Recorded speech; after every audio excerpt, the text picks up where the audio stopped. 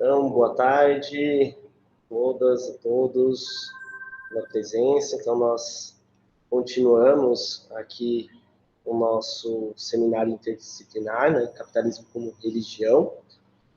Gostaria de pedir a todos que novamente deem o aceite, né, da gravação, deem um ok para que a gravação seja feita aí no chat para ficar registrado, para que a gente não tenha nenhum probleminha depois. E agora, na parte da tarde, nós teremos a terceira mesa, né, com o tema Fé como Mercadoria, Teologia Crítica e Marx.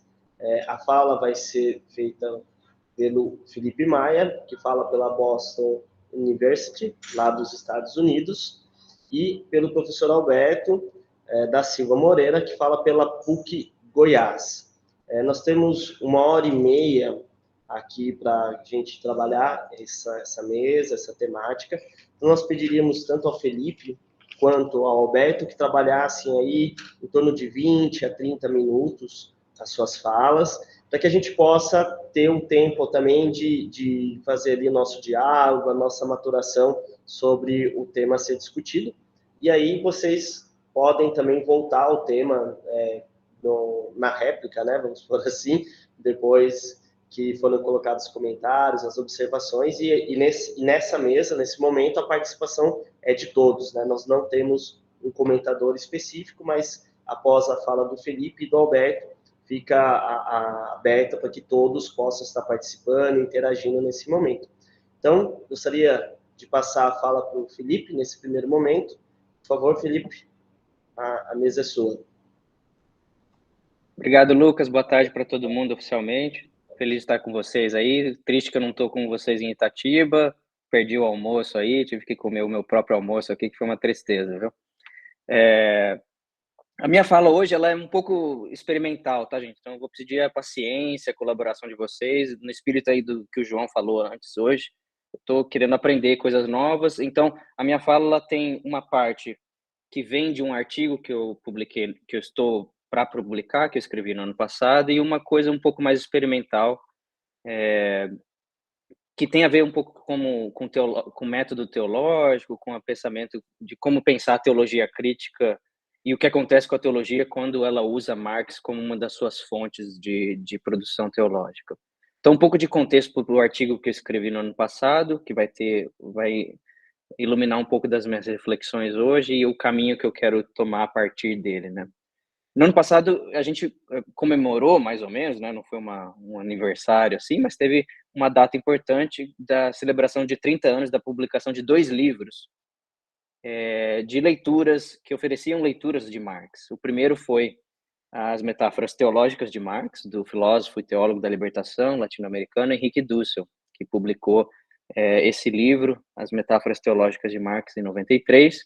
E o segundo é do filósofo francês, um dos fundadores da desconstrução, Jacques Derrida, Espectros de Marx. Os 2 livros saíram em 93, no contexto do discurso triunfalista da vitória do capitalismo liberal ocidental contra o bloco soviético, fim do comunismo, fim dos experimentos socialistas, a derrocada do marxismo. Então, os 2 livros falam e respondem a esse contexto e oferecem leituras novas de Marx, num contexto em que era comum declarar o fim do marxismo, o fim da teologia, o fim da filosofia marxista, o fim da filosofia política marxista. Esses 2 textos não falam entre si, Dussel e Derrida não são autores que dialogam, mas, na minha opinião, existe nessa coincidência do fato dos 2 terem publicados algo sobre Marx em 93, tem uma certa coincidência que fala algo. Isso é uma frase que vem lá do Henke Lammert, né? É uma coincidência que fala. E eu acho isso curioso, e no meu artigo eu falo um pouco, então, sobre como esse encontro possível entre Dussel e Derrida poderia falar um pouco dos pontos de intersecção e diálogo entre a tradição da filosofia da libertação, que se alonga para uma filosofia, um pensamento descolonial, em Dussel e em outros pensadores, a partir de Dussel, e, por outro lado, como que a desconstrução, como um projeto filosófico, literário, mas também político e ético em Derrida, pode oferecer recursos interessantes para um pensamento crítico. Então, essa intersecção de pensamento descolonial e pensamento desconstrutivo é o que anima aí o meu ímpeto para escrever esse artigo, marcando os 30 anos da publicação desses 2 livros. E eu vou falar um pouco sobre Dussel e esse livro, As Metáforas Teológicas de Marx, na segunda parte da minha apresentação. A outra coisa que é a parte mais experimental do que eu estou tentando fazer é pensar como que um projeto de uma teologia crítica se estabelece um diálogo produtivo, generativo com Marx. E isso, para mim, é um experimento, porque eu queria propor, essa é parte da minha hipótese, um dos pontos de partida para a minha apresentação, pensar a teologia como um gênero literário, como uma forma de dizer e escrever sobre Deus, sobre o mistério da vida, seguindo alguns protocolos estilísticos. E hoje eu não vou fazer um argumento para essa posição, eu vou simplesmente pedir para que vocês aceitem como uma premissa minha desse experimento, né? Pensar a teologia como um gênero literário, que tem protocolos internos próprios e é, de fato, uma forma de se escrever. Então, eu vou começar com esse segundo ponto e seguir depois por uma leitura de Dussel, que mais ou menos estabelece, ou é mais ou menos como um estudo de caso que prova esse ponto, se é que dá para ele ser provado. Muito bem. Então, se a teologia é um estilo, né, de novo, não vou fazer um argumento para isso, mas se dá para a gente pensar que a teologia é um estilo literário, como é que a gente faz teologia crítica e ainda mais teologia tendo Marx como fonte para pensar a teologia? Seria o caso que ao fazer teologia crítica a gente incorpora algo do próprio estilo de pensamento do Marx e esse estilo é incorporado na nossa teologia? Ou melhor dizendo, será que de tanto ler Marx, na tentativa de encontrar uma veia crítica para a nossa teologia, algo do próprio Marx se incorpora na nossa escrita, assume componentes da nossa própria voz, do nosso estilo e, portanto, da nossa teologia? Algo como Marx, aqui é uma imagem que me veio escrevendo isso, sabe aquela ideia do escritor fantasma? Você contrata uma pessoa para escrever uma biografia ou um artigo, mas essa pessoa não assina a obra, né? Então, será que a teologia crítica tem em Marx algo como seu escritor fantasma, que está falando em nós e através de nós, ainda que Marx não assine a obra? Essa é uma imagem que está orientando os meus pensamentos, pelo menos para hoje, nessa apresentação. Então, essas são algumas das minhas perguntas, inquietações, provocações que eu queria introduzir hoje para a nossa conversa. Em primeiro lugar, deixa eu falar algo sobre Marx e estilo, né? A forma de escrita. Porque existe uma discussão robusta sobre Marx como escritor e os estilos literários em Marx. O geógrafo marxista David Harvey, por exemplo, escreveu sobre Marx e as constantes mudanças de gênero e tom e literatura no próprio Capital, na formação do Capital e no desenrolar do argumento do livro. E se vocês já engajaram a obra, vocês sabem que tem momentos super áridos e difíceis no Capital, que é a análise meticulosa de questões de produção, questões filosóficas densas. Mas, de repente, Marx dá uma virada de código e começa a escrever em tons mais jocosos, com referências literárias que vêm do universo do mundo gótico, literário e romântico, né? Então, Marx adora falar sobre vampiros e lobisomens e figuras que sugam o sangue das pessoas e analisar como que isso é uma metáfora possível para pensar o capitalismo. Tem alusões enormes ao Shakespeare, a peças de Shakespeare, sobretudo ao Mercador de Veneza, algumas alusões ao Hamlet de Shakespeare. E, claro, para esse grupo aqui, vale lembrar que aquela passagem do fetichismo, da mercadoria, é uma passagem profundamente religiosa, que brinca com termos religiosos, com metáforas que vêm do mundo da religião, e tem uma mudança muito clara da voz autoral nessa passagem. Marx estava vindo no final do capítulo 1, numa análise mais crítica do que é a mercadoria e tudo mais, e de repente tem uma mudança de tom quando ele começa a falar do fetichismo, daí ele volta a alguns temas antigos na sua produção teórica, que brincam aí com imagens que vêm do mundo da religião.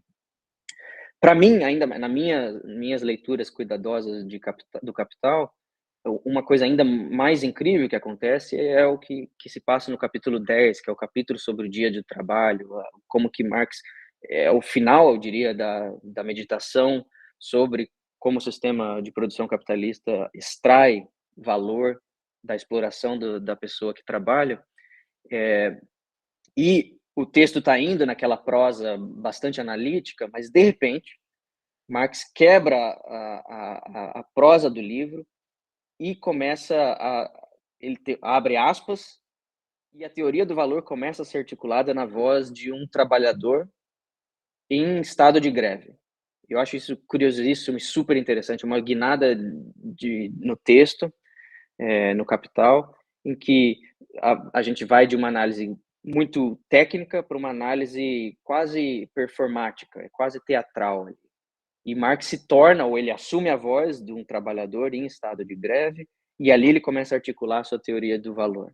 Ou seja, o tempo de trabalho de um dia, uma parte dele é para reproduzir o trabalhador, para que ele e ela possa voltar a trabalhar no dia seguinte, mas a outra parte do dia é exploração pura e simples. É quando a mais-valia é formada desse tempo que é extraído da vida da pessoa que trabalha, e Marx articula tudo isso na voz de um trabalhador com raiva, gritando na cara do dono do capital que isso é injusto. Eu acho esse momento no Capital muito interessante, e é formidável a forma com que Marx escreve sobre isso.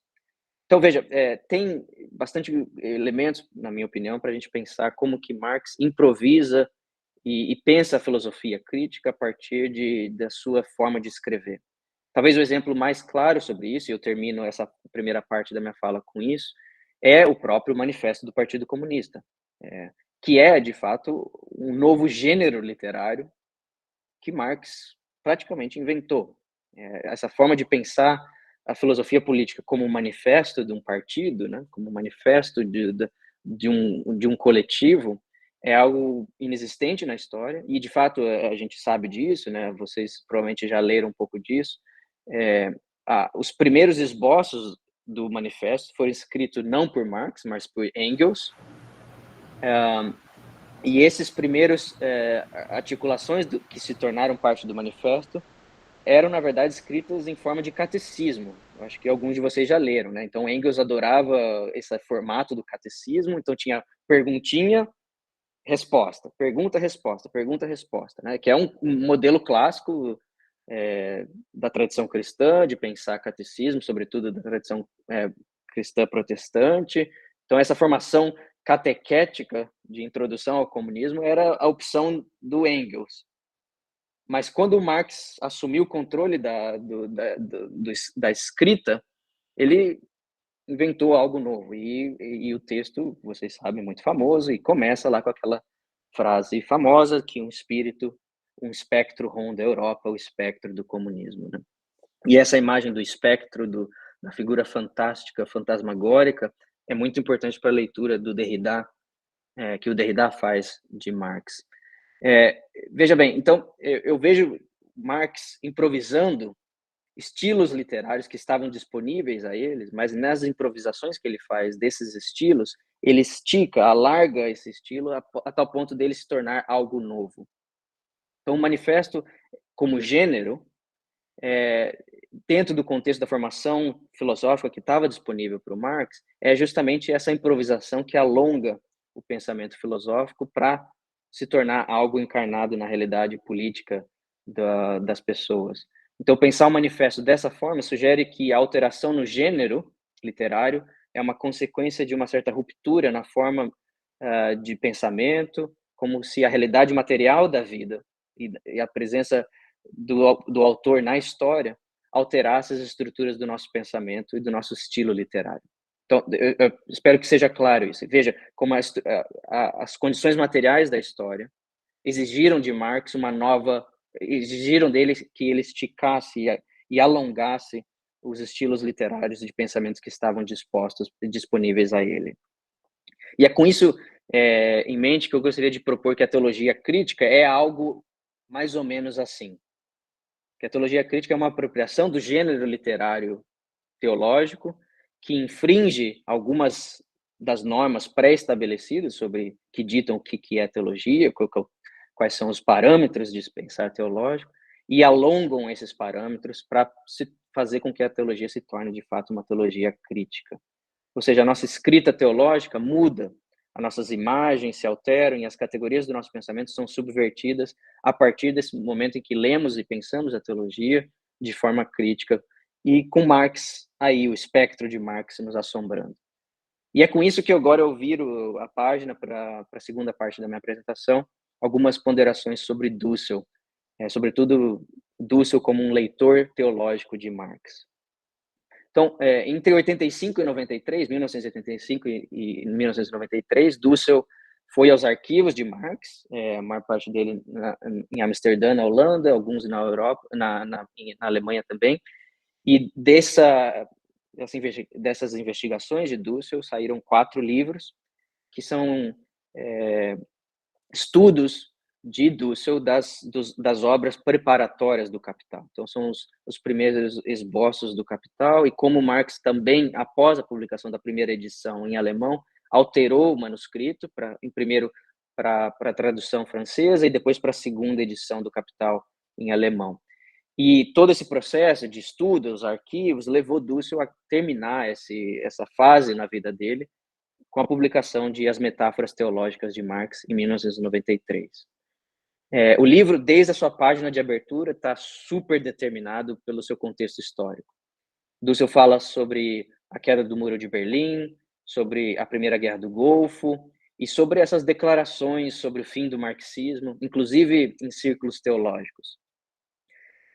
Contra essas declarações de óbito do marxismo, Dussel afirma que Marx é uma realidade vital e necessária, e que ele é uma força que pode gerar um novo impulso no pensamento crítico, na filosofia, na economia e, sobretudo, na teologia. Para Dussel, se alguém sistematicamente contabilizar as metáforas teológicas de Marx, percebe-se que existe em Marx um discurso paralelo, correndo ao lado das categorias econômicas e filosóficas que estão presentes em Marx. Ou seja, tem sempre a análise filosófica econômica junto com esse discurso paralelo, que é para Dussel metafórico e teológico.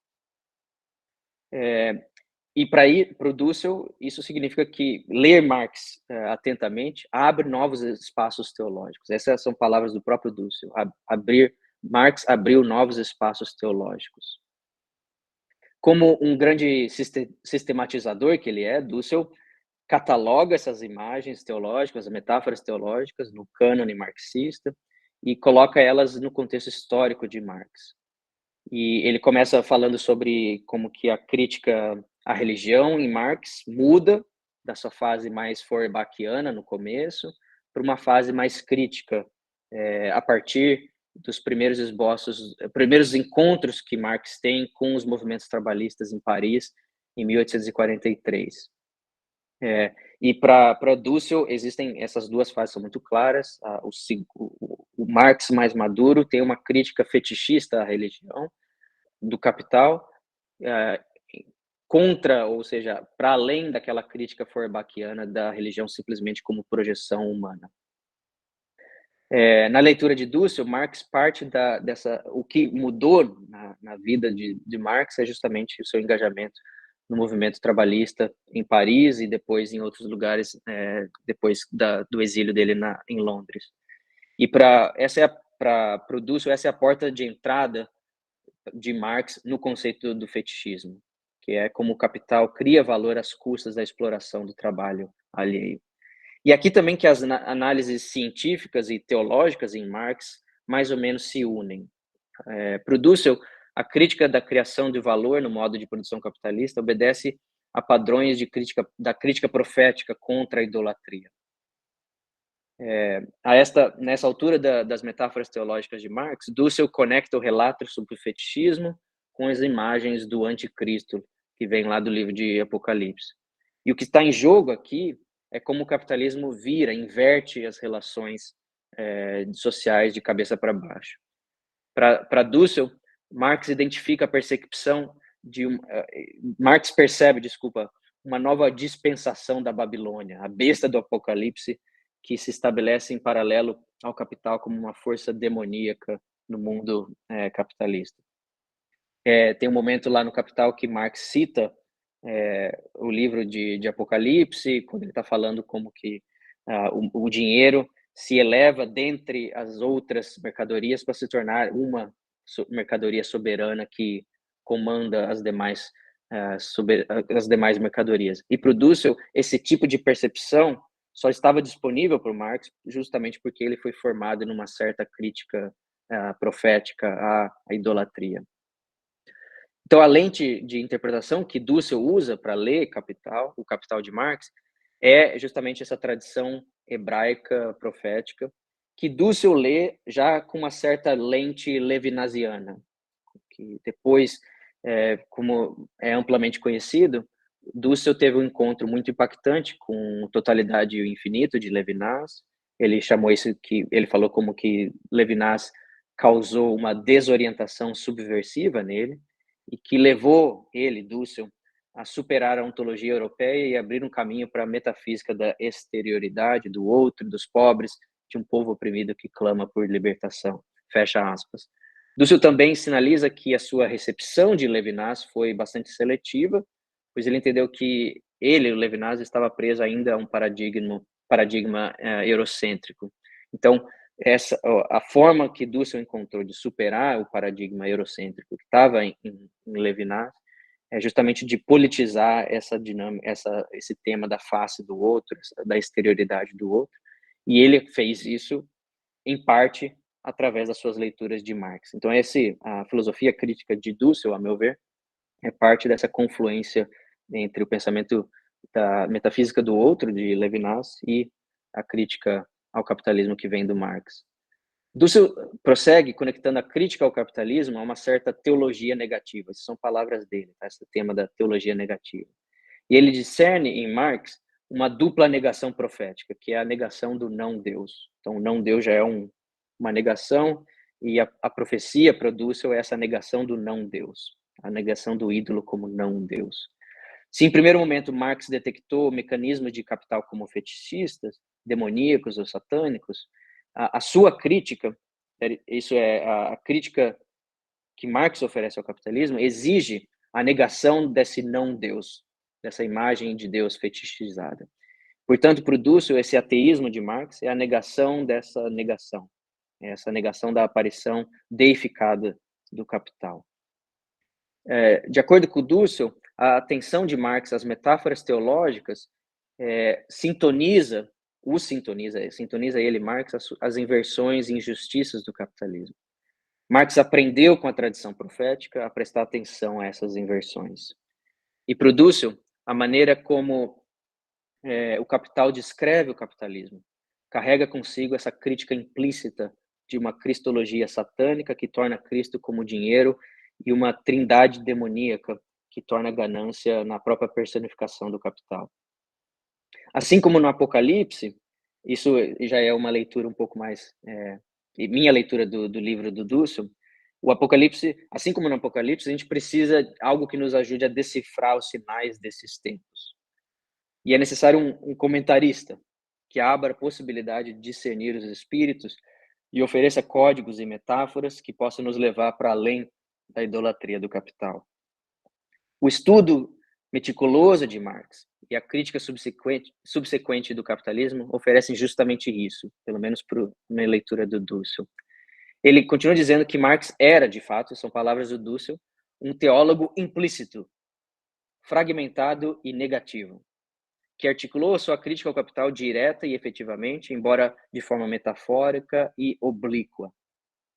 Dussel assume a tarefa de recolher esses fragmentos das metáforas teológicas em Marx para tornar explícito aquilo que permanece apenas implícito e fragmentário em Marx.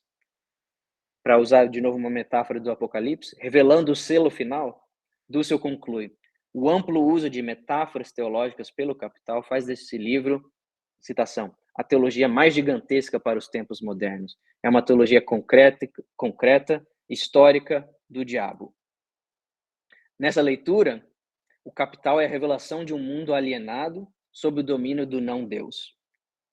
Marx, esse teólogo negativo, velado, revela o mundo em sua disposição capitalista, enquanto fornece a exigência, o chamado crítico profético para transformar o mundo. Aqui vem a minha virada, a minha proposta. Eu acho que essa leitura que Dussel faz de Marx é profundamente exagerada. Tem um exagero aqui nessa leitura. E eu acho que o exagero é justamente a parte mais curiosa e interessante de Dussel. Eu me aventuraria, isso seria a proposta, a hipótese minha aqui, chamar esse tipo de leitura uma leitura espectral, uma leitura fantasmagórica de Marx, uma que responde à crítica marxista do capitalismo, porque encontra nela os ecos e os compromissos da tradição profético-judaico-cristã. Uma leitura espectral rastreia ecos dessa herança profética em Marx, para então receber Marx como fonte para a teologia crítica. Dussel está obcecado com essa leitura espectral de Marx, obcecado por algo que não está totalmente lá, mas cuja não presença no texto, transpõe a memória e a crítica da religião que se encontra nos profetas do Antigo Israel para a crítica do capitalismo. Então, justamente porque esses profetas não estão no texto de Marx, que dá para ler Dussel como fazendo essa leitura espectral. Essas vozes antigas, proféticas, assombram a leitura de Marx por Dussel e o levam a reiterar a necessidade de uma imaginação teológica, crítica e descolonial. A maneira com que Dussel responde às metáforas teológicas em Marx nos treina também a ouvir vozes espectrais que estão misturadas nos próprios escritos de Marx. Pode-se dizer, então, essa seria uma proposta minha, que a análise de Dussel é impactada por uma certa superabundância metafórica. Seu estilo de crítica procede por meio de aproximações e excessos, por meio de conexões paralelas que levam a novas possibilidades teológicas que se apresentam na natureza própria excessiva da leitura. Mas justamente porque é uma leitura excessiva, ela se torna uma leitura metafórica que transcende o gênero literário chamado teologia. Para mim, portanto, a força teológica das metáforas teológicas de Marx é precisamente esse seu exagero, essa forma exagerada de ler Marx. Dussel ouve uma voz teológica que está escondida nos textos de Marx, uma voz escondida, mas sempre retornando, sempre assombrando, como um verdadeiro fantasma. Para Dussel, rastrear as metáforas teológicas que percorrem os textos de Marx é um exercício importante de comunhão com os espíritos que buscam justiça e que estão vivos e presentes em Marx. A tarefa aqui não é atrair Marx para o rebanho da teologia cristã, mais ou menos como batizar Marx, mas insistir que a teologia da libertação ou qualquer forma de teologia crítica deve ser ocupada com um apelo implacável que vem de Marx pela emancipação de todas as coisas existentes. Imagino, me ajudem aí com... Eu tenho mais quanto tempo? Mais uns 5, 10 minutos? Me ajuda aí, Lucas, por favor. 5 minutos. Ótimo, maravilha. É só o tempo que eu preciso mesmo, porque agora eu estou chegando à minha conclusão. Então, como eu estou dizendo, eu acho que essa ênfase de Dussel nas metáforas teológicas de Marx já tematiza a questão estilística, de como ler Marx de forma teológica já amplia o nosso horizonte teológico. Então, agora eu queria fazer um comentário sobre o que é ler esse texto 3 décadas depois, sobretudo num contexto em que o termo marxismo ganha novas roupagens hoje. 3 décadas depois da publicação de As Metáforas Teológicas de Marx, estamos mais uma vez numa situação política extrema. Em 93, o tema principal era a morte do comunismo, era esse anúncio triunfalista que o comunismo estava morto, que Marx estava morto, que o capitalismo havia vencido. Hoje, me parece que, 30 anos depois, a ameaça do bloco soviético já não é mais vigente, mas existe ainda esse assombro com a ameaça comunista. E este medo, essa ansiedade ganha forma nas guerras culturais, que agora tomam forma em tantos contextos ao nosso redor. Em todo o mundo, tem uma nova cortina de ferro, que é mais uma vez levantada por uma coalizão transnacional de nacionalismos e movimentos reacionários de direita, unidos e elevados por um certo espírito conspiratório, certas teorias das conspirações. Mais uma vez, testemunhamos uma reunião de forças, essa é uma alusão à primeira linha do Manifesto Comunista, né, a Santa Aliança, que está determinada a exorcizar os resquícios do comunismo, do marxismo e de tantas outras ameaças percebidas à nação, à igreja, à civilização ocidental. Os ataques parecem criar seus próprios inimigos.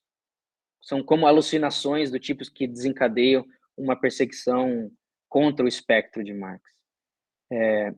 Então, veja, na minha opinião, essa forma de ressuscitar essa ameaça vermelha é de mais uma técnica, porque você ressuscita a ameaça para daí você, mais uma vez, conseguir perseguir as pessoas que entram dentro dessa categoria. Na minha opinião, o ressurgimento do nacionalismo e de outras forças fascistas invoca Marx como alguém que invoca esse fantasma, esse espectro, simplesmente para excomungar essa pessoa, essa imagem logo depois. Essa nova aliança sagrada de forças reacionárias ganha força a cada dia, é atormentada por essa posição contraditória que exige que invoca Marx e para incitar a crença que o comunismo é mais do que iminente. Essa nova ameaça vermelha deve fingir a realidade do comunismo para exorcizar todo projeto associado a esse nome. Agora, esses projetos são mais ou menos agrupados em torno desse tema do marxismo cultural, né? Eu estou propondo chamar isso de uma assombração da libertação. Que é um nome que aborda a performance repetitiva da invocação de Marx, seguida da sua expulsão. No nome de Marx, os movimentos reacionários projetam todas as formas de movimentos libertadores que eles percebem como ameaças às bases dos valores da nação, da família, da religião e tudo cujo valor é presumido como eterno. Nos ataques ao governo brasileiro de 2023, um golpe de Estado militar foi professado como a única alternativa ao comunismo, vocês lembram muito bem disso, apesar do fato de que o governo eleito, o presidente Lula, é algo muito mais próximo de uma social-democracia, um governo de centro-esquerda. Mas ainda assim ele é projetado como comunista, justamente como uma forma de inaugurar esse tipo de perseguição, essa nova reação contra o comunismo. O Augusto Jobim do Amaral escreveu como que brasileiros, a partir em 8 de janeiro de 2023, em que o povo queria o fascismo, né? Que esse foi um desejo popular pelo fascismo.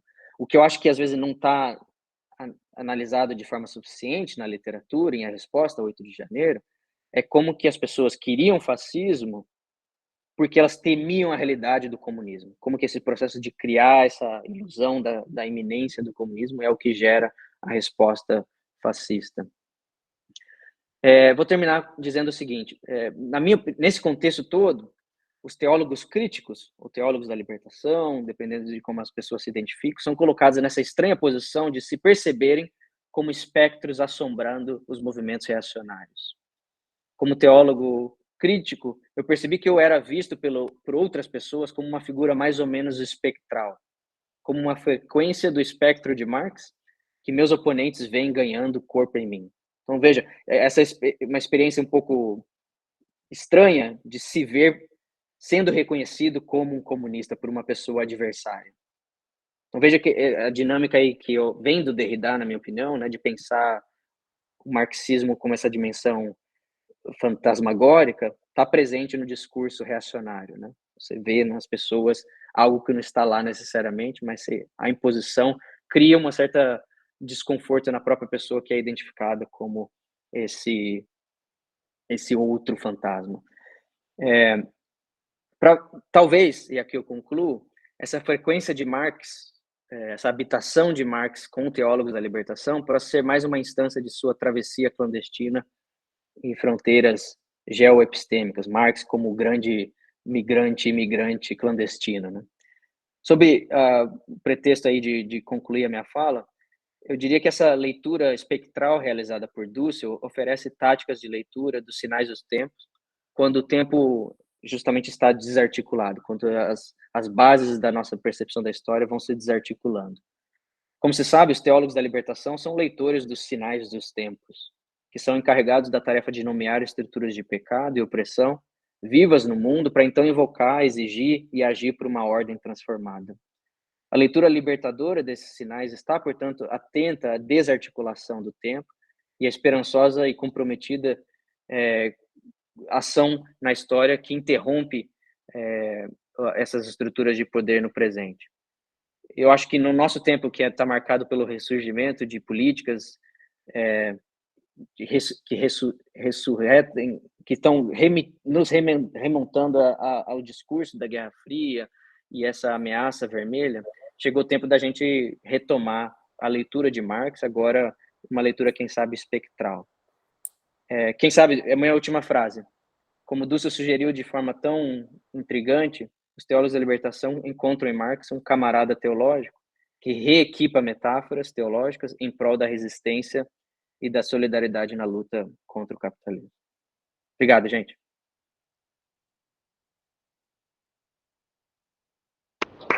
Muito obrigado, Felipe, pela sua exposição aqui. E depois da fala do Alberto, a gente retoma um pouco mais essas discussões aí, propostas muito bem colocadas. Então, nesse momento, eu passo a fala para o Alberto, que possa aqui trabalhar um pouquinho com a gente. Alberto, por favor, fique à vontade, também aí, de 20 a 30 minutinhos, tá bom? Tranquilo. Você me ajuda. Qualquer coisa eu começo a bater palminha aqui, para decidir na tela. Muito bem. Olá, pessoal. É um prazer estar com vocês mais uma vez. Eu tenho realmente uma alegria de fazer parte desse grupo pensante e cada vez, como vocês já falaram hoje, a gente muito mais aprende do que traz alguma coisa nova. Hoje eu queria compartilhar com vocês uma preocupação minha antiga, que tem a ver com os estudos sobre a reposição do consentimento social. Não é? No fundo, aquele mesmo tema, por que os oprimidos dão o seu assentimento, o seu consentimento. É um filão dos estudos marxistas que eu acho que nunca perdeu, talvez hoje mais do que nunca, é atual. Então, eu vou tratar aqui, também tentei fazer um resumo para mim, porque eu quero entender essa coisa, como se passa na cabeça, por exemplo, dos fundamentalistas, como aqui depois eu vou dar alguns exemplos, o que acontece aí. Então, tem mais a ver com a temática que foi abordada na parte da manhã, mas eu agradeço muito ao Felipe aí também pelos ricos insights, seja em Marx e em Dussel. Eu até pensei aqui nos eventos pós-traumáticos, síndromes, etc. Bom, acho que é um tema fecundo. Fundamentalismo cristão e autoritarismo neoliberal. Eu escrevi um texto, mais ou menos, vou tentar seguir um pouco, e vocês vão reconhecer que já falamos um pouco em outras ocasiões sobre isso. No final da Ética Protestante e o Espírito do Capitalismo, o Max Weber afirma que, devido à ascese dos puritanos, os bens exteriores ganharam poder crescente e, finalmente, irresistível sobre os seres humanos. O espírito do capitalismo havia se livrado do que, em português, eu acho que cai melhor do que jaula de ferro, é uma carapaça de aço da religião cristã que até então o havia sustentado e favorecido. O Max Weber afirma: o capitalismo vitorioso, desde quando se apoia em bases mecânicas, não precisa mais deste apoio, desse arrimo, dessa sustentação. Como nós sabemos, o Walter Benjamin, no seu fragmento Capitalismo como Religião, utiliza outra metáfora para tratar das relações entre capitalismo e religião.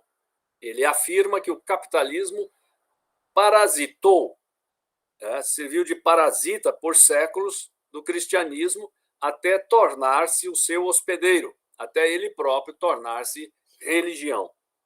Apesar de não desenvolver e nem explicar essa metáfora, o Benjamin também dá a entender que, desde então, ao se tornar o seu hospedeiro, o capitalismo também não precisa mais da religião, pois tomou o seu lugar ou matou a religião, depois de aproveitar naturalmente tudo que ela poderia lhe oferecer. Apesar da minha insignificância diante desses dois pensadores gigantes, eu gostaria de afirmar nesse ponto específico, ou seja, que o capitalismo não necessita mais da religião, que ambos, Benjamin e Weber, estavam enganados. Eu creio que o capitalismo continua necessitando ávida e espalhafatosamente da religião, continua necessitando de formas religiosas que possam ajudar a criar mentalidades e disposições favoráveis, a moldar subjetividades, a suscitar empatia para com medidas e políticas altamente negativas aos pobres e à sociedade, e mesmo para disciplinar vontades e corpos quando isso for exigido pelo neoliberalismo financializado, que é o nosso capitalismo contemporâneo. Utilizando outra metáfora, podemos dizer que naqueles países e contextos nos quais a religião é forte e presente na esfera pública, porque há muitos países e contextos onde a religião não é forte e pouco presente na esfera pública, naqueles primeiros, que é o nosso caso, o caso da América Latina, o neoliberalismo terceiriza para a religião determinadas incumbências e tarefas. Ele, o neoliberalismo, que só presta culto e só reconhece como absoluto a liberdade do capital, recorre ao fundamentalismo cristão para produzir com mais eficiência e rapidez disposições subjetivas e adesão inquestionada às suas exigências mais duras. Mas vamos lembrar que, mesmo nos contextos e países em que a religião é socialmente forte e politicamente impactante, que é o nosso caso, as tradições religiosas também têm criado disposições muito contrárias e resistentes ao neoliberalismo. Toda a pedagogia de massas feita pela teologia da libertação e pela esquerda nesses últimos 30 anos não se perdeu. Não é à toa que nós temos um governo Lula 3, não é? Ou seja, não quero agora aqui fazer uma medição, uma matematização de quanto que ficou, de quanto passou, mas isso, com certeza, mudou também a cultura política, em larga medida, na América Latina. Muitos estudos foram feitos para entender as relações entre neoliberalismo autoritário e fundamentalismo religioso, e nós ouvimos hoje muitas contribuições interessantes. Aqui eu gostaria de me concentrar apenas num ponto, que é uma coisa que me ficou cutucando a cabeça durante muito tempo e ainda continua cutucando, que é o seguinte: se tanto as igrejas cristãs como o capitalismo neoliberal atuam na mesma esfera, ou seja, precisam influenciar e, se possível, formatar as subjetividades, as disposições, as energias, as convicções e os desejos dos indivíduos para os seus propósitos, qual seria o eixo? Qual seria o ponto, usando a mesma palavra do Jung hoje de manhã, qual seria o ponto de intersecção da subjetividade neoliberal com a subjetividade fundamentalista cristã? Em outras palavras, de que forma o fundamentalismo religioso cristão gera adesão e conformidade com e para o neoliberalismo? Eu começo com uma definição rápida de fundamentalismo, que a mentalidade fundamentalista é tida como uma mentalidade estreita e rígida, de grupos sociais que fazem exigências de pureza ritual e moralidade pública, que derivam de uma estreita aplicação de textos sagrados e de leis religiosas. Os fundamentalistas não apenas querem contestar a autoridade do Estado para legislar em questões de família, aborto, educação e outras, eles querem, através da sua agressiva atuação na esfera pública, conquistar o Estado e, através dele, impor a toda a sociedade seus códigos morais e sua visão de mundo. Então, falar hoje de fundamentalismo, é claro, tem uma gama enorme de fundamentalismos, inclusive religiosos, que são distintos, mas a gente poderia dizer, faço um esforço aqui, do que é comum nos fundamentalismos religiosos atuais. Primeiro, uma certa composição de elementos políticos, morais, culturais e religiosos, baseados em uma determinada visão de mundo, que se voltam de forma mais ou menos agressiva contra tendências atuais vistas como dissolutivas e decadentes. Em segundo lugar, os fundamentalismos baseiam-se em elementos ou situações projetadas num passado ideal, não é, tido como uma época de ouro, ou intentam reconstituir tais situações e refazer tais elementos no presente. Os fundamentalistas são indivíduos que se sentem ameaçados em um mundo dominado por poderes malignos. Por isso, estão em permanente atitude de conspiração contra um inimigo. Praticam um maniqueísmo moral, político e religioso e se sentem engajados numa missão espiritual. Não é aquilo que todos nós sabemos muito bem, uma teologia da guerra santa contra o mal e o demônio. Então, estou tentando organizar um pouco para mim, formalizar esses elementos. E aqui encontrei uma citação da Michelle Bolsonaro que cai como uma luva, não é? Aspas para a citação da Michelle Bolsonaro. Sim, por um bom tempo fomos negligentes ao ponto de dizer que não poderiam misturar política com religião. E o mal tomou e o mal ocupou o espaço. Chegou o momento agora da libertação, para libertar os bons e os justos. Eles do mal, somente um Deus todo-poderoso é capaz de restaurar e curar a nossa nação. Então, aí a gente nota esse turning point, do qual nós já falamos também, que é o que marca a passagem de uma visão escatológica pré-milenarista para uma pós-milenarista. Bom, em quarto lugar, sobre o fundamentalismo, trata-se de uma mentalidade simplista que segue modelos explicativos invariáveis, um tipo de pensamento em bloco, que se sentem atraídos por respostas moralizantes e por personalidades autoritárias. Quinto, há uma estrutura marcante no fundamentalismo religioso, que são os fortes laços entre a figura do líder religioso e a sua comunidade de seguidores. Hoje de manhã já foram mencionados alguns: Malafaia, os Valadão, Magno Malta, Michele Bolsonaro, René e Ana Marita Terranova, Sóstenes Cavalcante e outros. Não é?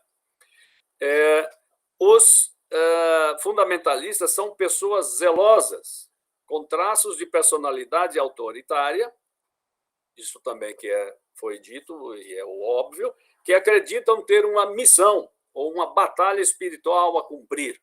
Quer dizer, se a pergunta hoje feita de manhã, se eles realmente, do Lauri, se eles realmente acreditam nisso. Quer dizer, eu creio que acreditam pela veemência com que tratam e se expressam, não é? Quer dizer, eles creem que estão numa batalha espiritual a cumprir e não titubeiam em lançar mão de táticas agressivas e de alianças espuras, desde que os interesses de Deus sejam alcançados. Não é? Por exemplo, a horda que invadiu e depredou os prédios da República, no famoso 8 de janeiro, cantava um famoso hino do livro Harpa Cristã. Os guerreiros se preparam para a grande luta, é Jesus o capitão que avante os levará. A milícia dos remidos marcha impoluta, certa que vitória alcançará. Não é? Então, esmiuçando, podemos dizer que o fundamentalismo, resumindo, não é uma volta ao passado, ele é uma reação, às vezes, violenta às situações e contradições que o próprio progresso capitalista da modernidade trouxe. Não se trata, portanto, de uma volta à Idade Média, ainda que haja um apelo e uma recuperação da tradição. 2. O fundamentalismo cristão tem a ver o tempo todo com política. É uma forma de influenciar e transformar a política a partir da religião. Não se trata apenas da busca do poder político pelo poder, mas de uma reformulação da relação entre religião e política, sujeitando toda a esfera da polis a um determinado tipo de ordenamento religioso. Aí, por exemplo, o Bolsonaro disse: a Constituição é laica, mas o presidente é cristão. As minorias têm que se sujeitar às maiorias cristãs. Então, não há nenhuma dúvida quanto a isso. Terceiro lugar, desse resuminho, o fundamentalismo religioso deve ser pensado como uma reação à modernidade capitalista, isso eu já disse, mas nisso vem, por exemplo, uma questão importante que também surgiu, e sempre surge, que é o uso desses grupos da modernidade, da ciência, da tecnologia. Eles não têm nenhum problema em usar a última tecnologia da modernidade em termos de computadores, mísseis e fibras óticas, redes. Eles não são iguais aos conservadores, simplesmente. Não. Quer dizer, a modernidade mais tecnológica é perfeitamente compatível com o fundamentalismo, desde que não se faça, que essa mentalidade, digamos, científica não faça proselitismo, desde que ela não se transforme em doutrina, não é? Desde que ela fique calada, como ficam os aparelhos eletrônicos e tecnológicos. O fundamentalismo cristão também tem uma das chaves, isso também não tem nada de novo, mas estou tentando sistematizar. Uma das chaves da sua aceitação massiva é que ele atua como redutor de complexidade e, ao fazer isso, exerce uma tarefa terapêutica de diminuir a ansiedade e a confusão das pessoas. Não é? Ele é um facilitador para reduzir a complexidade do mundo onde as pessoas vivem e para ajudá-las a entender a rapidez das mudanças culturais que as atingem. Mudanças essas que vêm principalmente por causa da globalização capitalista. Não é? Então, a figura do demônio aí é algo que aparece todo dia, a teologia do domínio em nome de Deus. Em quinto lugar, o fundamentalismo oferece uma promessa enganosa de recuperar uma visão e um ordenamento religioso da totalidade.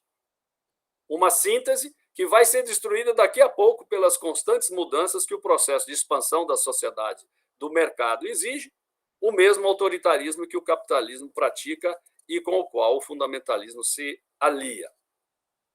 O fundamentalismo cristão é fundamentalmente autoritário e antidemocrático. Para isso, eu vou abrir mão, mas eu fiz uma recuperação dos resultados. Vocês conhecem a famosa pesquisa do Adorno, Horkheimer, da teoria crítica do Erich Fromm, Marcuse, entre outros, sobre a personalidade autoritária. Né?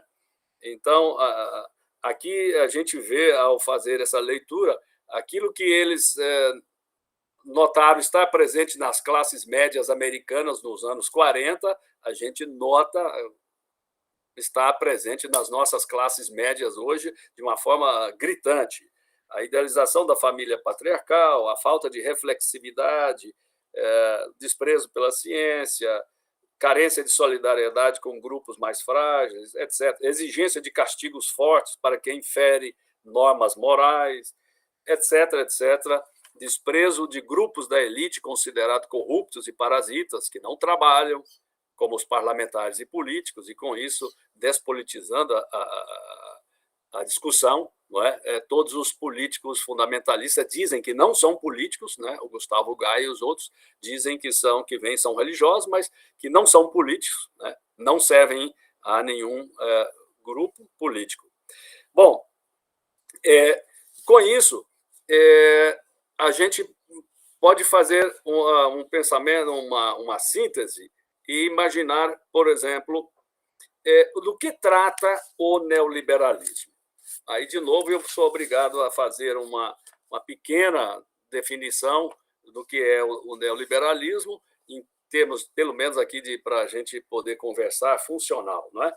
A opinião corrente, é claro, que todo mundo está presente em qualquer jornal, é uma corrente do capitalismo que defende características como o livre mercado, o Estado mínimo, a competição, a privatização, a desregulamentação dos mercados e a financiarização total da realidade. Os próprios teóricos neoliberais dizem que não são neoliberais, não é? Eles preferem se chamar de defensores das políticas econômicas neoclássicas ou ortodoxas ou defensores das livres iniciativas. Né? O Foucault foi que deu uma definição muito mais certeira para essa questão, quando disse que o neoliberalismo deve ser entendido como uma racionalidade que produz um tipo específico de subjetividade humana. E os autores que se orientam pelo Foucault, alguns que eu sigo aqui, Wendy Brown, Laguirre e outros, né, vão afirmar que o neoliberalismo é uma racionalidade normativa, um ordenamento normativo da razão, uma forma de teologia política ou um novo modo de estar e configurar o mundo. Para encurtar, eu vou, então, em que consistiria a subjetividade neoliberal que intersecciona com essa subjetividade fundamentalista cristã. Eu aqui não estou reduzindo o fundamentalismo às igrejas neopentecostais, claro que eu as tenho como principal ator nesse campo, mas estou, também por causa do tempo, incluindo toda a extrema-direita católica, que não é a mesma coisa. Para mim, se trata muito mais de um integrismo ou integralismo do que de um fundamentalismo, mas, com certeza, tem as mesmas estruturas autoritárias do qual a gente falou aqui agora há pouco. Segundo a Wendy Brown, que vocês conhecem muito bem, essa subjetividade neoliberal, que é chamado o homo neoliberalis, tem 3 características principais. Primeiro, essa nova forma de humano buscada, criada, produzida pelo capitalismo neoliberal, é uma subjetividade construída sob o modelo do capital financeiro, ou seja, como um capital de investimento. É um capital humano financeirizado. O projeto do homem neoliberalis é investir em si mesmo, é melhorar-se constantemente para aumentar o seu valor em todas as esferas e, com isso, atrair investidores interessados e manter o seu nível de competitividade alto. Isso, acho, para mim, foi muito significativo, essa definição. Segundo, o homo neoliberalis é uma subjetividade orientada, acima de tudo, para fortalecer sua posição e melhorar cada vez mais o seu valor em meio à constante competição social. Quer dizer, toda a discussão anterior sobre a teoria do valor está, de alguma forma, ela cai aqui, não é? Toda a transformação que se deu pelo capitalismo da noção de valor, pela desvalorização das outras concepções de valor presentes na civilização humana. Diz a Wendy Brown, a igualdade deixa de ser um a priori, ou fundamento da democracia neoliberalizada. Na legislação, na jurisprudência e no imaginário popular, a desigualdade se torna normal e até mesmo normativa. Fecha aspas. Tal é também o resultado a que chega, por outro caminho, a filósofa austríaca Isolde Harim, quando escreve sobre os tormentos do narcisismo, que eu mencionei para vocês já no último encontro, né? Quer dizer, para a Harim, nós todos estamos sob a cobrança constante e estrutural de nos tornarmos narcisistas. Aqui ela insiste, não se trata do narcisismo enquanto autoapaixonamento, enamoramento da pessoa por si, ou um desvio de personalidade, ou questão moral. Não é isso.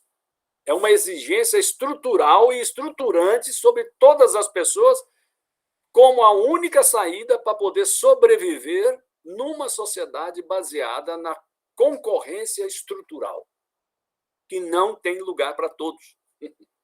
Nem todos vão chegar lá. Não é?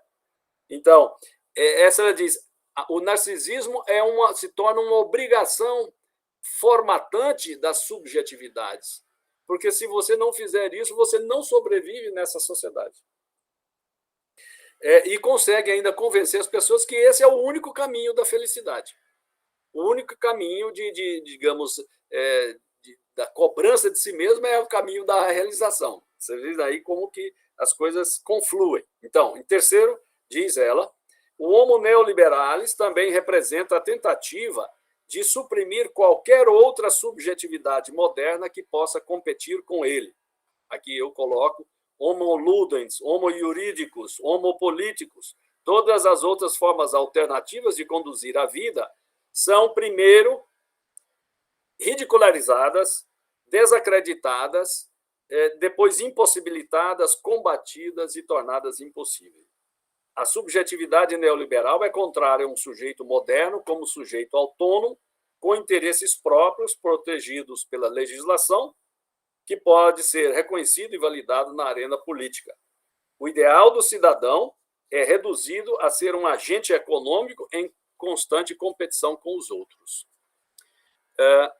Muito bem, deixa eu voltar aqui.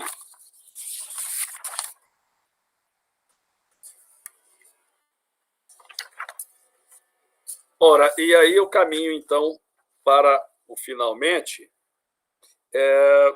O neoliberalismo e essa racionalidade, essa subjetividade neoliberal. O que possibilita a intersecção da subjetividade autoritária presente no fundamentalismo cristão com a subjetividade do neoliberalismo são, segundo um autor aqui, o Aguirre, as dimensões transcendentais do neoliberalismo. Ou seja, o neoliberalismo cria um tipo de racionalidade que se conecta em diferentes contextos, mesmo naqueles contextos nos quais a religião não é tão presente ou tão forte socialmente, ou não tem um impacto na política, mas lá tem outros sistemas, outras instâncias sociais que produzem sentido e cultura.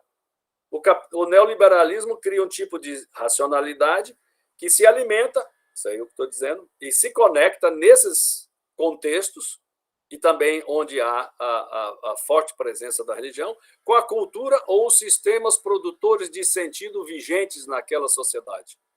Tanto os meios cristãos, ou mesmo naqueles onde a religião, por exemplo, a gente tem que ver por que o neoliberalismo não faz tanto sucesso só na América Latina, mas na Suécia, na Índia, na China, não é? Inclusive em países onde a taxa na Alemanha Oriental, vamos dizer, onde as regiões da Alemanha, que hoje eram antigamente a Alemanha Oriental, ali a taxa de religiosidade da população é mínima, não é? E mesmo assim é uma forte presença do neoliberalismo. Isso é algo que é um desafio também para a gente pensar, não é? Porque ele passa a oferecer e ao longo do tempo, a impor a todos esses contextos uma nova forma de experiência, tida como a única experiência humana possível. Então, a partir da sua dimensão transcendental, o neoliberalismo deveria ser enquadrado como uma ordem normativa da razão que economiza no sentido de economizar, transformar em economia, não é? De monetarizar os elementos estruturais da vida das pessoas, seja o conhecimento científico e tecnológico, a organização jurídica, política da sociedade e também a estrutura da personalidade dos indivíduos. Para atingir isso, as políticas econômicas têm em comum o objetivo de converter as necessidades e desejos humanos mais fundamentais em um empreendimento baseado no investimento de si. Esse investimento se dá num ambiente da competição estrutural, na expectativa do ganho e do lucro. Então, nas palavras também de Laval, Dardot e Laval, o neoliberalismo não é meramente destrutivo de regras, instituições e direitos, ele também é produtivo de um certo tipo de relações sociais, certos modos de vida. No liberalismo está em jogo nada mais, nada menos do que a forma de conduzir a existência, a maneira como ser levados a nos conduzir e a nos relacionar com os outros e conosco mesmos. Então, o neoliberalismo define uma certa norma existencial nas sociedades ocidentais. E aqui, creio que é o ponto dessa intersecção, não é? Quer dizer, nos quais a promessa de felicidade e realização ela não se torna simplesmente algo que as pessoas possam escolher na liberdade. Não. Ela se torna a sua única saída ou escapada possível, o seu único caminho. E esse único caminho é visto, ao mesmo tempo, como a única chance de realização. Ou seja, aqui entra em ação não apenas a propaganda ou a ideologia enquanto manipulação de conteúdos que vão influenciar a subjetividade, entra em ação, ao mesmo tempo, toda uma parafernália de medidas concretas, aquilo que se falava no primeiro parte da manhã, da praxis, não é? De instituições, de interditos, de legislação trabalhista e outros mais, que vão conduzindo na mesma direção, ou comprovando pela prática aquilo que esse catecismo constantemente diz para as pessoas. E isso está presente também nas universidades. Essa semana, agora mesmo, estava ouvindo de novo numa reunião entre nós. Nós mesmos somos dentro de uma racionalidade profundamente neoliberal. Diz, olha, você não pode simplesmente botar o ovo, você tem que cacarejar que botou o ovo. Ou seja, você escreveu um artigo, você tem que cacarejar e tem que vender o seu artigo. Quer dizer, essa noção de que você tem que investir constantemente em si mesmo para se tornar valor, para manter valor e, portanto, manter-se competitivo em relação aos outros. E essa diz, por exemplo, o autor, que as profundas conexões das mudanças na religiosidade latino-americana, que ele chama de Pentecostal, ou Neo-Pentecostal Turn, tem tudo a ver com o neoliberalismo que já existia no continente. Ele acha que aí, e aqui vou finalizando, ao invés de ser um modelo do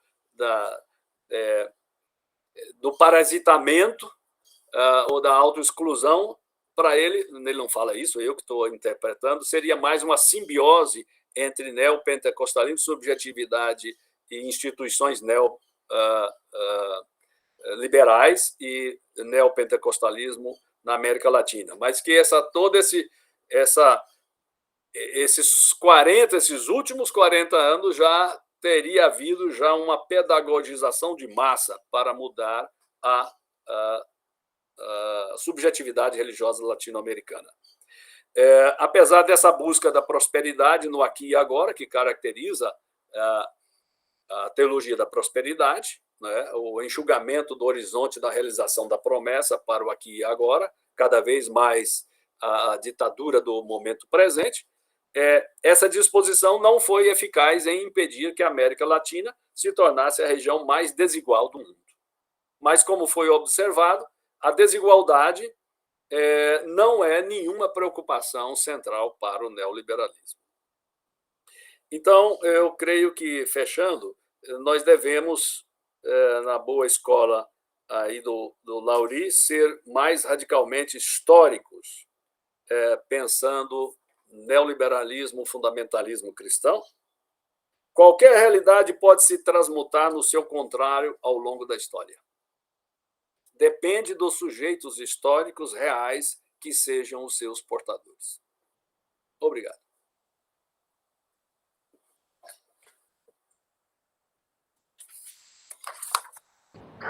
Então, muito bem. Muito obrigado, Alberto, pela fala também agora conosco, pela explanação sobre o tema.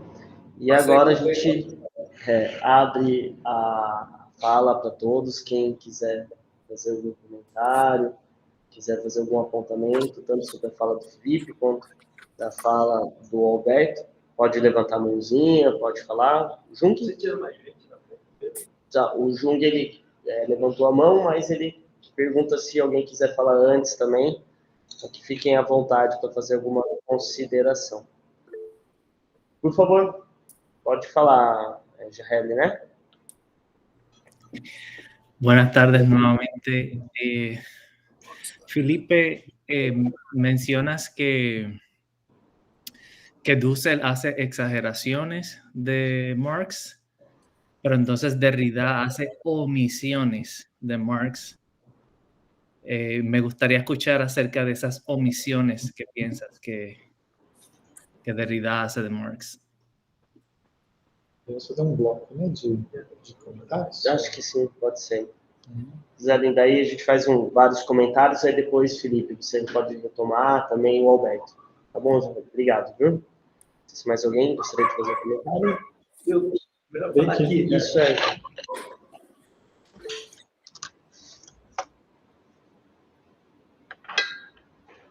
Zoom e depois o Márcio. Obrigado pelos comentários, as falas. Eu queria tentar articular Marx, fundamentalismo, neoliberalismo e o pensamento crítico, né? Hugo Assmann tem um texto sobre, o Felipe com certeza sabe, sobre Marx e as metáforas teológicas. E a tese do Hugo Assmann é que por que Marx usou tanto imagens, metáforas religiosas?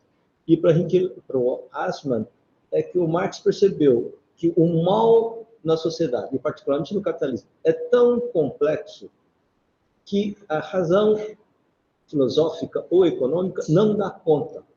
Ele precisa fazer análises econômicas, discussões filosóficas, mas para poder mostrar além que a realidade, além desses conceitos, ele necessita de metáforas. Então não é algo para fazer exemplo, mas é um conceito ou uma linguagem fundamental. Essa coisa. E nessa discussão, eu acho que a leitura que muitos leitores do neoliberalismo, a partir do conceito da racionalidade neoliberal, não levam muito em consideração, alguns sim, outros menos, que o Margaret Thatcher, num artigo famoso, numa entrevista em 81, onde ela disse que economia é um método para chegar ao objetivo fundamental, que é a mudança do coração e alma da sociedade. Então, o pessoal de uma tradição crítica acha que o conceito de racionalidade dá conta do neoliberalismo. Quando os próprios defensores do neoliberalismo dizem, não é isso. A gente vê claramente isso nos textos de Hayek e de von Mises. O texto de von Mises sobre a mentalidade anticapitalista, isso é muito parecido com a linguagem do Manifesto Comunista, que leva as pessoas a movimento, ao processo de libertar-se da opressão socialista. Assim como no textos de Hayek vai ter textos filosóficos, econômicos, direito, mas também essas questões que levam ao coração e alma que o Margaret Thatcher falava, né? Então, nesse sentido, eu acho que uma teologia crítica ou da libertação, ele tem que ter análises críticas, econômicas, sociológicas, conceitos filosóficos, mas, ao mesmo tempo, esse espírito teológico que leva, não somente para escrever a maldade vendida como solução, ao mesmo tempo, a motivação para mudar. Então, nesse sentido, eu acho que eu gostei do que o Felipe... eu não entendi muito bem como é que essa primeira parte ele vai desenvolver isso no texto, mas assim, não teologia como liturgia, como linguagem, mas assim, o uso de diversos tipos de linguagem que ele analisa em Marx. Esse método também deveria ser assumido, ou já se faz isso na teologia de libertação. Eu acho que essa é uma coisa que a gente podia discutir, essa coisa. E, por fim, a questão da subjetividade fundamentalista, eu acho que essa coisa que o Alberto colocou, né? Quer dizer, a atração do fundamentalismo é a simplificação da complexidade do mundo de hoje. Toda sociedade tem complexidades que precisam ser reduzidas. Agora, a complexidade do mundo global hoje é tão gigantesco que não tem... a solução da simplificação é quais são as causas e quais são os inimigos. O problema nosso, para fazer um pensamento crítico, é como é que a gente explica a realidade complexa numa linguagem simplificada para o povo. Esse é o paradoxo. Ao descobrir que a simplificação do fundamentalismo atrai, tá? Mas a gente vai criticar isso mostrando a complexidade do mundo num pessoal que é incapaz e deseja a simplificação. Como é que a gente faz isso? Acho que isso é um problema pedagógico fundamental. Obrigado, Zung, pelos comentários. Márcio, por favor. Olá, gente, tudo bem? Tá me ouvindo? Beleza?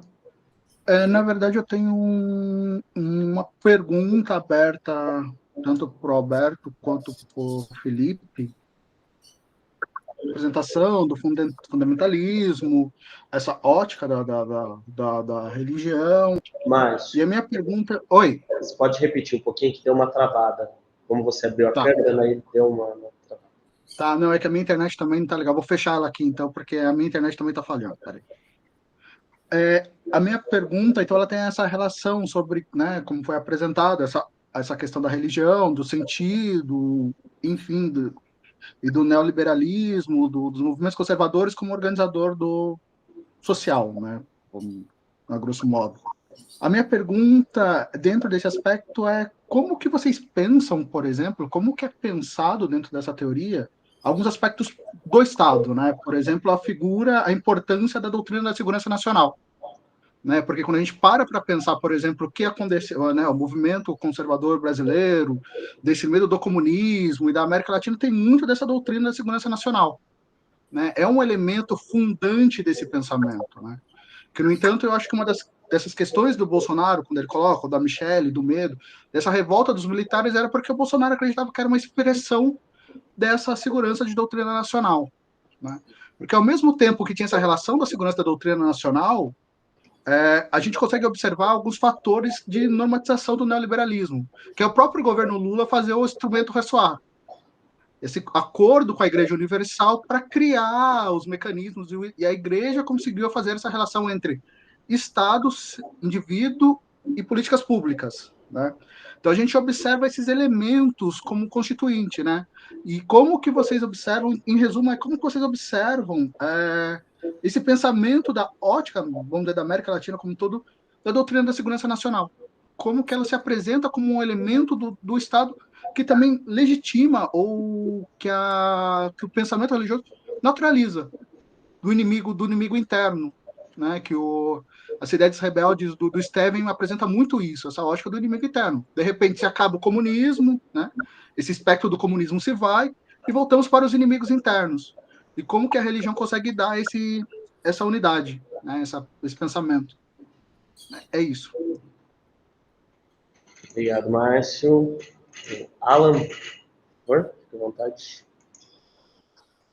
São pequenos comentários. Eu queria dizer que gostei bastante da exposição do Felipe, da maneira como ele propôs ler o texto do Marx e da maneira como ele leu o texto do Dussel sobre a leitura do Marx. Então, gostei bastante da maneira que você faz. Queria dizer que eu concordo com a ideia do exagero do Dussel na leitura, e acho que não só dele, mas que muitas vezes podem aparecer em outros textos de leituras teológicas do Marx, que muitas vezes vão bem além do que aquilo que provavelmente o Marx teria dito, né? Ou que dificilmente a gente saberia dizer se ele quis dizer aquilo mesmo ou não, mas que, no fundo, essa pergunta não importa muito, porque a pergunta que importa mais é sobre o uso que se faz desses textos, como eles são apresentados dentro de uma tradição, e o uso nessa perspectiva como instrumentos na luta de classes, né? Como eles aparecem ali. Outro dia, acho que falei para o Felipe mesmo, que o Goldman, né, tem a ideia de que mais importante do que a gente dizer Marx influencia fulano, a pergunta é por que fulano se influencia por Marx, ou por aquele texto do Marx, né? E eu tenho a impressão que quando o Felipe faz essa leitura, ele tem algo dessa tradição, que é do Goldman, que quer muito mais dizer assim, as pessoas leram diversos textos, mas alguns textos eles são mobilizados, seja para tentar desconstruí-los ou para tentar construir algo. E nesse mesmo sentido, dialogando com o finalzinho da exposição do Felipe, que traz isso para a carga não só acadêmica, mas existencial, que é dessa construção dos espectros que assustam, né? Porque, no fundo, nós temos a construção, não vou nem falar construção, nós temos diferentes usos no conflito atual em que a gente vive. Então, a ideia de construir a imagem de um comunismo assustador, quando a gente tem um refluxo gigantesco do movimento, ela serve a um determinado uso justamente nesse afluxo do movimento, né? E construir alguém como um teólogo perigoso, né? Quando às vezes nem é tão perigoso assim, né? Mas essa construção dessa imagem, ela também serve a um determinado uso dentro desse conflito. E por isso que a gente tem que pensar a produção acadêmica que a gente realiza sempre mergulhada dentro desse conflito. Achei seu texto sua reflexão bastante inspiradora.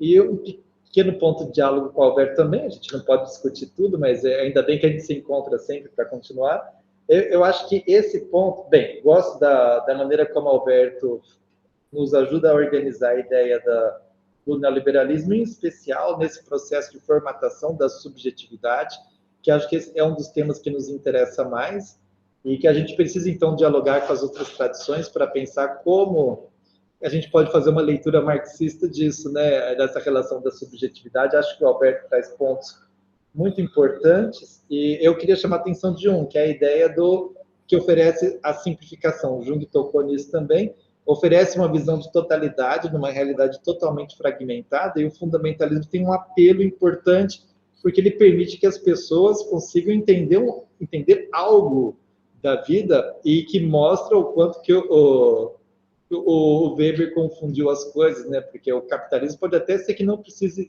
entender como funciona, ter significado, ter uma finalidade, mas que as pessoas seguem angustiadas, querendo ao menos entender em que conflito que elas se encontram. Agora, um ponto que foi marginal do que o Alberto falou, mas que valeria a pena a gente voltar, porque é importante, é quando ele fala dos trabalhos de base que foram feitos na América Latina e na sua importância. De fato, eles são muito importantes, mas, por outro lado, eles não têm efeito permanente, né? Vocês percebem que a educação, ela transforma, mas, ao mesmo tempo, tem um contratrabalho educativo que retransforma as pessoas, né? Então, não é uma linha evolutiva, linear, que a pessoa aprendeu algo e pronto, a partir de agora. Veja, né? Uma cidade como Porto Alegre, teve orçamento participativo, Fórum Social Mundial, e etc., etc., e se a gente for olhar assim, muitas pessoas que passaram por esse processo não guardam quase nada desse processo, e estão fazendo apostas muito diferentes disso. Então, eu não vou usar a palavra, apesar de ser uma palavra clássica na teoria crítica, na educação existe a possibilidade da regressão, mas que existe a possibilidade de novos fascínios e novos processos que desequilibram a maneira como se enxerga e propõem outra maneira de enxergar a realidade, e isso todas as pessoas estão sujeitas, né? Mesmo aqueles que, em algum momento, estiveram fortemente marcados pelo campo da teoria crítica, do pensamento crítico. Acho que são coisas para a gente continuar pensando. Obrigado. Obrigado, Alan. Acho que a gente poderia, então, retomar ali a palavra para o Felipe, para o Alberto, e aí vocês podem ir conversando e dialogando aí na resposta também de vocês. Fiquem à vontade, Felipe, Alberto. Se eu puder comentar alguma coisa da observação do Márcio,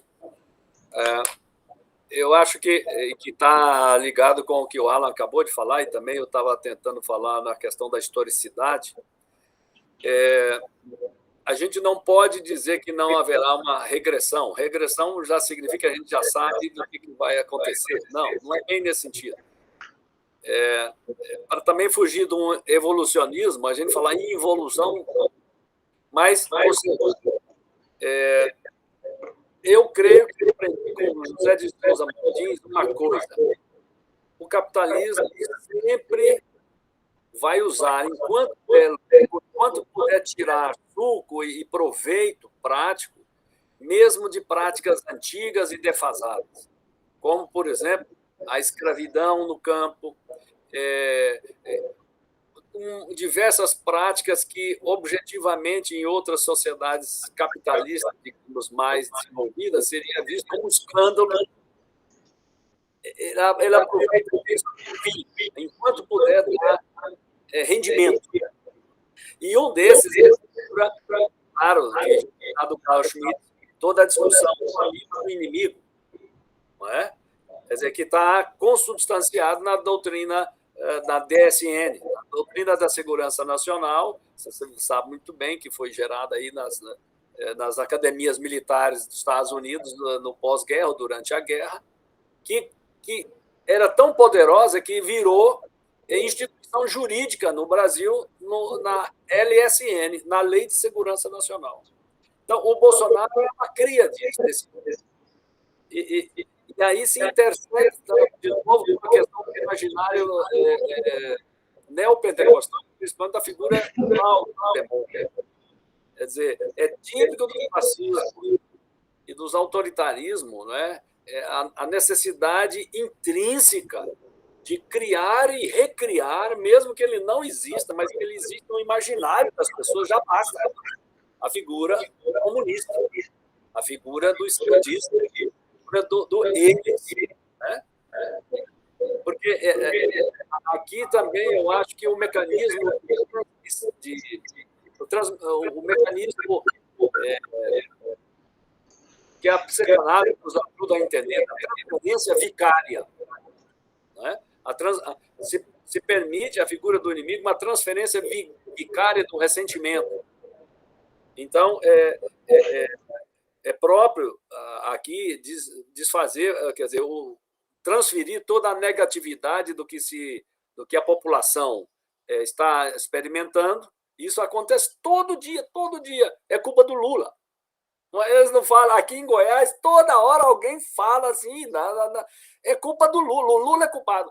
Olha, é uma coisa impressionante. Eu vou lá na roça, converso com o pessoal, vocês sabem que eu já contei isso aqui, mas estou repetindo, o preço do leite, o preço do litro de leite foram milhares e milhares de pequenos produtores de leite em Minas Gerais, Goiás, São Paulo e outros lugares que faliram, porque os grandes empresários da indústria do laticínio compraram imensas quantidades de leite baratíssimo do Uruguai e da Argentina. Mas tem os acordos do Mercosul, é claro, não é algo legal. E o que saiu? O secretário do Caiado fez uma peregrinação pelos sindicatos dos proprietários rurais no estado de Goiás, dizendo é culpa do Lula. E culpa do Lula. Tudo isso é pré-condição da vitória eleitoral que agora teve. Então, essa figura que é uma pedagogia da alma, né, como falou o Jung aí, é uma pedagogia do terror. Quer dizer, é uma assombração. E por isso, Felipe, é um comentário. Não sei se nós somos mais competentes do que eles para falar de assombração, porque as assombrações deles realmente estão baseadas em fatos assim tão terríveis que são mais terríveis do que a própria imaginação pode supor. Então, não sei, mas, claro. E essa coisa, por exemplo, só para voltar e dar a você, por exemplo, um exemplo. O ano passado, organizamos aqui rapidamente um colóquio sobre igreja e fascismo. Pois vocês não acreditam que saiu aqui o Gustavo Gaia e um monte de gente dos fundamentalistas cristãos em Goiás. Eles não me atacaram só, pessoalmente, eles atacaram a PUC, mas com canhonadas no programa de televisão, na imprensa, porque ia fazer um seminário sobre igreja e fascismo. Então, significa, eles também têm esses fantasmas, eles também passam medo, eles também não são assim não estão tão protegidos que não possam ser amedrontados. Mas a sua reação, muitas vezes, é desproporcional à ameaça real.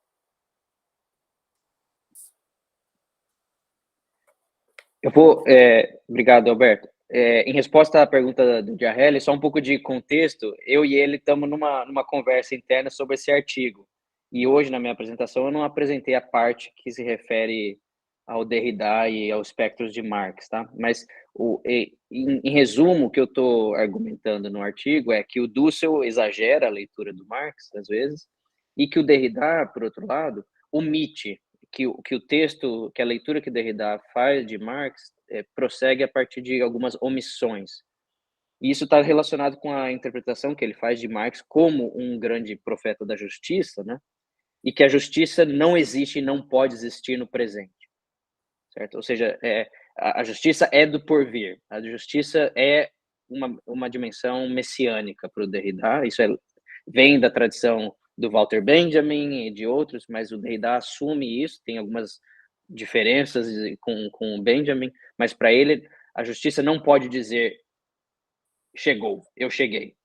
Ela é sempre por vir. Ela tem essa dimensão de messiânica. Por isso que, então, meu argumento é que o Derrida faz essa posição, assume essa posição na forma que ele escreve. Ou seja, não dá para a gente fazer Marx presente, assim como não dá para a gente fazer justiça completamente presente. Elas sempre têm que estar por vir. E a forma com que ele acha de marcar isso de forma literária são essas omissões. Então, ler o livro, ler Espectros de Marx, é sempre ir atrás em busca dos fantasmas que estão deixados, que vão caindo ao longo do texto, certo? Então, essa para mim é uma experiência literária que reflete essa dimensão ética e política, né, da justiça por vir. Eu acho que a resposta que o Alberto deu à pergunta do Márcio, eu não tenho muito a acrescentar. A minha lembrança clara sempre é que o neoliberalismo sempre se apresenta como se argumentando em defesa da liberdade, coisa assim, mas o canhão está sempre lá, né? Então, a experiência do Chile eu acho, paradigmática aí, né? Então, os Chicago Boys têm direito a conduzir a economia, mas internamente é chumbo em quem opõe o sistema, né? Então, acho que essa é uma dinâmica clássica do neoliberalismo, e eu acho que o que está acontecendo agora é justamente internamente as estruturas neoliberais nos centros de poder dos Estados Unidos, Europa, mesmo na China, estão em ruínas. Daí, então, esse argumento do inimigo externo está mudando para a história do inimigo interno. Eu acho que a pergunta permanece se isso que a gente está vendo nascer em formas de nacionalismo vai significar uma certa derrocada do neoliberalismo, ao menos o tipo de neoliberalismo que existia, que foi instaurado a partir dos anos 70 e nos anos 80. Justamente porque esse é um tipo no neoliberalismo, existe sempre o desejo e a possibilidade da circulação transnacional do capital, certo? O trabalho não pode circular, as pessoas têm limites de circulação, mas o capital tem que fluir livremente. Todos os grandes líderes fortes, né, Trump, Erdogan na Turquia e tudo mais, o próprio Bolsonaro, são nacionalistas do ponto de vista econômico também. E isso me sugere que pode haver algum tipo de alteração. A grande promessa de campanha do ponto de vista econômico do Donald Trump aqui nos Estados Unidos é justamente impor tarifas aos chineses que vêm da China, da Europa. Os europeus estão tendo um pânico com isso. Então, ou seja, veja que é uma política nacionalista do ponto de vista étnico, racial, é o América para os americanos, né? Significa América para os brancos, mas também está se tornando um tipo de nacionalismo econômico também. Isso eu acho que eu não tenho conclusões sobre isso, mas essa política do Estado de nação, de proteção do militar protegendo internamente, tá se alterando, na minha opinião. Tem coisas novas emergindo aí, e eu acho que a face do neoliberalismo vai mudar por conta disso. Claro, essa mudança vai ser sangrenta. Eu não acho que vai ser uma transição tranquila para qualquer coisa que estiver aí por vir. Para o Alan, obrigado pelo comentário. Estamos juntos nessa mesmo, Alan. Eu acho que a leitura essa dimensão de interpretar o que Marx queria dizer é um tipo de interpretação de texto que eu acho bastante perigosa, né? Qual a intenção do autor, né? Esse é um autor que morreu em 1883, então a intenção autoral já está distante de mim. Então, o que mais me intriga é justamente a performance do texto, como o texto é recebido e qual é a sua história de interpretação, né? Eu sempre lembro que o Rubem Alves uma vez foi perguntado sobre a relação dele com o marxismo e tudo mais, e ele disse, que eu acho brilhante, a força histórica de Marx não está na força da sua análise crítica, ela também está ali, mas a força histórica de Marx está no fato que as pessoas que leram Marx viram algo ali e se aglomeraram e se aglutinaram em torno de um certo desejo comum a partir de Marx. Então, veja, a força do movimento, a força do texto de Marx é justamente que, ao ler, você se torna parte de algo e isso te dá uma disposição crítica, uma certa possibilidade de criar solidariedades através de relações com outras pessoas, e é isso que é a força do texto, né? Essa é a força do Marx, essa força aglutinadora de você se ler, e eu dou seminários constantemente sobre, que a gente faz leitura, a gente lê Marx, quase tudo de Marx em um semestre, e geralmente é uma das melhores experiências pedagógicas que eu tenho, porque o povo lê isso e fala, gente, isso aqui muda tudo. Certo? Pensar desse jeito muda tudo. E daí as pessoas começam, acaba a aula e vai tomar cerveja junto, e discute isso, discute aquilo. Então, essa força aglutinadora que eu acho muito importante em Marx, e eu acho que o Dussel sabe disso. Ele tem uma leitura, às vezes, um pouco, como eu disse, né, exagerada, mas justamente porque ele sabe essa força, e ele quer colocar essa força a uso para algo em nosso presente.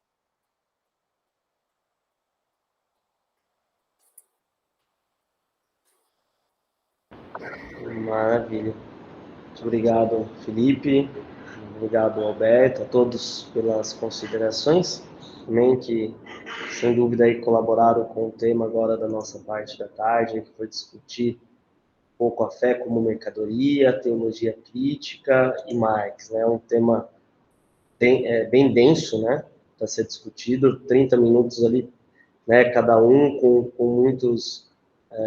muitas considerações a serem feitas, realmente fica apertado, mas acho que com os comentários também acabou contribuindo. Alan, nós seguimos agora a parte final de considerações, certo? Sim, agora a gente tem... Bem, mais uma vez agradecer ao Alberto e o Felipe que se dispuseram a organizar as reflexões, a apresentar. A gente diz que o nosso seminário ele tem um papel de a gente poder se escutar também, né? E vocês cumprem bem ajudam bem a cumprir o objetivo com essa preparação que vocês fizeram. Olha, eu acho, Lucas, a gente podia parar a gravação, a gente dá tchau para quem estiver assistindo gravado depois, né? E para quem quiser continuar, a gente tem 20 minutos agora de avaliação do encontro, trocar ideia, sugerir temas de aprofundamento, né? Aquele bate-papo final. Então, da parte geral, a gente termina. E para quem de vocês for sair, primeiro a gente agradece muito que vocês tenham participado. A gente tem um banco de dados para onde de vez em quando a gente manda os e-mails. Em geral, é quem já se inscreveu e participou de alguns dos nossos encontros, né? E a gente vai continuar mandando esses e-mails para os próximos eventos que acontecerem. E não podia deixar de registrar, eu falei, acho que rapidamente na primeira mesa, agradecer muito o empenho do Felipe, que ajudou a estruturar o encontro esse ano, do começo ao fim, né? Da primeira mesa, na terceira mesa ele se dispôs a falar, segunda mesa ajudou a compor, então, obrigadão, Felipe, pelo trabalho. Você para a gravação? Só lembrar que o certificado fica pronto depois de 15 dias. Aí já fica disponível, pessoal. É digital, né? Isso, digital. Tá bom.